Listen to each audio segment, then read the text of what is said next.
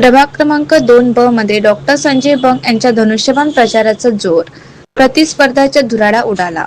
नगर परिषद सार्वत्रिक निवडणूक 2025च्या पार्श्वभूमीवर प्रभाग क्रमांक 2 ब मध्ये शिवसेना शिंदे गट उमेदवार डॉक्टर संजय बंग यांच्या धनुष्यबाण चिन्हाच्या प्रचाराने कमालीचा वेग घेतला असून त्यांचा आक्रमक आणि नियोजनबद्ध प्रचारामुळे प्रतिस्पर्धी उमेदवारांचा प्रभाव कमी होताना दिसत आहे. डॉक्टर बंग यांनी घरोघरी भेटी, कॉर्नर सभा, प्रचार रॅली तसेच लाऊडस्पीकर व बॅनरद्वारे मतदारांशी थेट संवाद साधत विकासाचा अजेंडा मांडला आहे. विकास, पारदर्शक कारभार आणि नागरिकाभिमुख सुविधा या मुद्द्यांवर त्यांनी प्रचार केंद्रित केल्याने मतदारांकडून उत्स्फूर्त प्रतिसाद मिळत आहे. महिला वर्ग, युवक आणि ज्येष्ठ नागरिकांशी स्वतंत्र संवाद साधून त्यांनी स्थानिक प्रश्नांची मांडणी केली आहे. प्रचार रॅली दरम्यान कार्यकर्त्यांचा मोठा सहभाग दिसून आला. प्रभागातील अंतर्गत रस्ते, पाणी पुरवठा, स्वच्छता, आरोग्य सुविधा आणि नागरिकांच्या दैनंदिन अडचणी यावर ठोस उपाययोजना करण्याचे आश्वासन देत डॉक्टर बंग यांनी विश्वासार्हतेचा ठसा उमटवला आहे.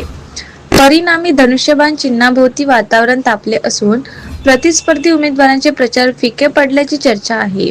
दरम्यान 20 डिसेंबर रोजी मतदान होणार असून 21 डिसेंबर रोजी दोन्ही टप्प्यातील निकाल जाहीर होणार आहेत. प्रभाग क्रमांक 2 ब मध्ये मतदानाची टक्केवारी वाढवण्यासाठी डॉक्टर संजय बंग यांनी मतदारांना मतदान करण्याचे आवाहन केले आहे. सध्याच्या प्रचाराच्या जोशातून प्रभागात चुरशीची लढत असली तरी धनुष्यबाण प्रचारीच्या आघाडी स्पष्ट दिसत असल्याचे राजकीय निरीक्षकांचे मत आहे. माननीय संजय कुमार जी बंग इनकी रैली है, प्रचार रैली, और मैं सभी वार्ड नंबर 2 के लोगों से अपील करता हूं कि आने वाली 20 तारीख को धनुष्यबाण निशानी पर अपना मत देना है और उनका हाथ मजबूत करना है और विकास का कार्य संजय भाऊ राठौड़ के हाथ से इस वार्ड का फुल विकास होगा, इसकी गारंटी हम देते हैं। सिर्फ ज़्यादा से ज़्यादा वोटों से चुन के लाके इनका हाथ मजबूत करें संजय भाऊ राठौड़ को और संजय कुमार जी बंग का।